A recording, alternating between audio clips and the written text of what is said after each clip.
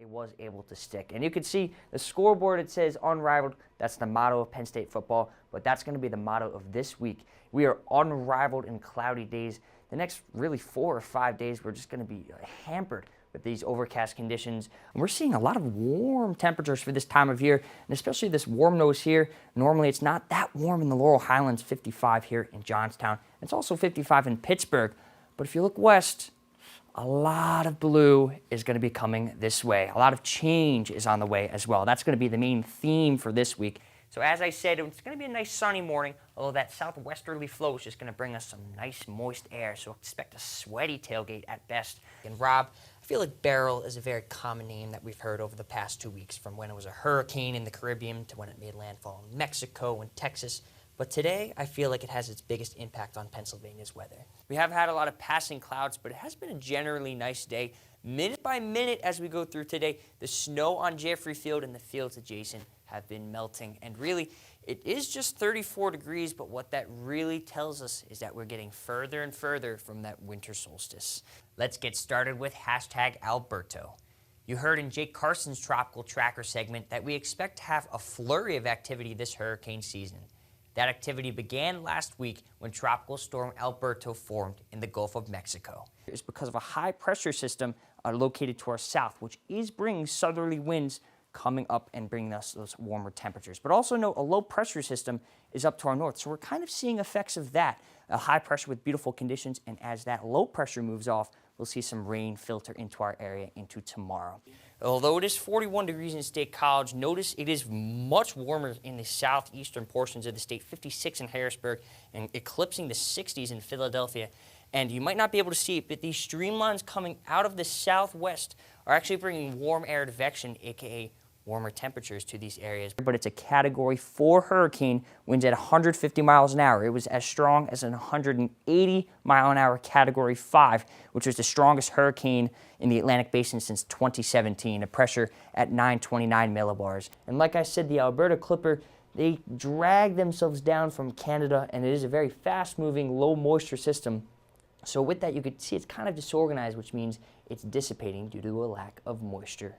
And Christian, I've been getting a little bit nauseous with how crazy this temperature roller coaster has been. Yeah, it is Friday the 13th. It's a little bit spooky with some of those colder conditions out there today. I think we'll moderate a bit as we head into the weekend, but maybe still some wintry weather to come by Sunday. Good, we can all catch our breath with that forecast coming right up.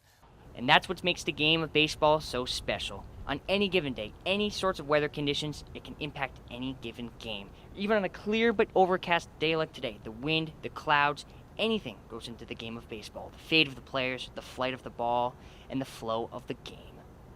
Well, if there's one thing that we took away from this Harvest Fest, it's this beautiful fall-like weather right now. 57 degrees outside looking at the Arboretum. But the one thing is we're currently contending with some rain showers out in State College.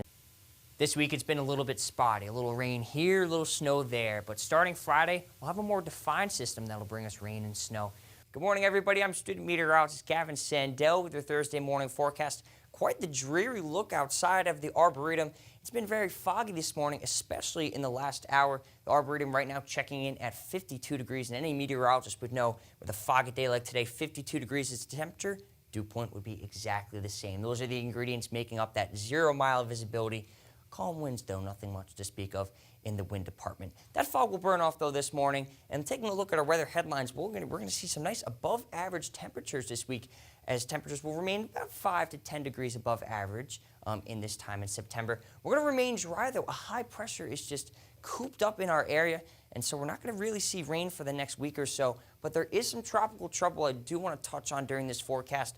Francine, who just made landfall yesterday in Louisiana, is tracking its way. The interesting thing is these two things counteract each other, so I'm going to explain why we're going to remain dry even though Francine is on our doorstep.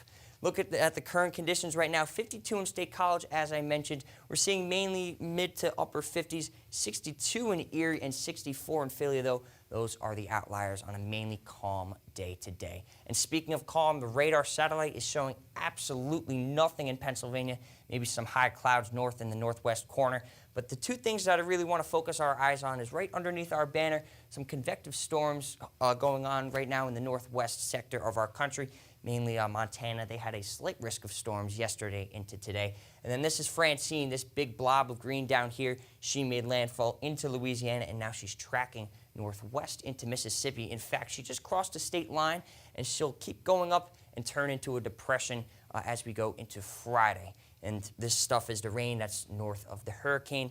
And I'm going to explain why, even though storms usually track over to the east, why we're not going to see rain. And it's because of this big blue H right here that's just stored right over the Atlantic, which is why we're having our nice conditions. As we go back in time or go forward in time, the high pressure is just going to stay exactly where it is. It's blocking the movement of the low pressure, which means the low pressure really is just going to disintegrate over Kentucky, Tennessee, that region.